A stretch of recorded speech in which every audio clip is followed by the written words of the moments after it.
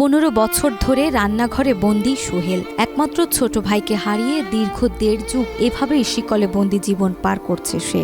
আমার ছেলেটা দীর্ঘদিন যাবত 16-17 বছর যাবত সে অসুস্থ মানসিক। ছেলেটা শিকল আটকে রেখেছে 17 বছর ধরে। মাঝখানে 1 বছর ভালো হয়েছিল, এরপরে বাইন্দা রেখেছে 2বার হারিয়ে গেছে।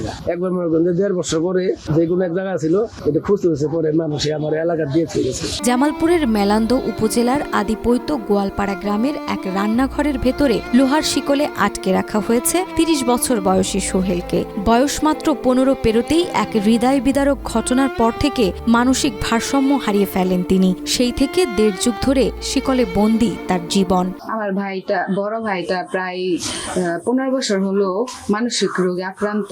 যে কোনো একটা দুর্ঘটনায় আমার ভাইটার ব্রেনে আঘাত পায়। ছেলের আগে ভালোই আছিল, সারাত করে বয়ে গেছে গা, 15 বছর হইলো চিঠি হারাইছে।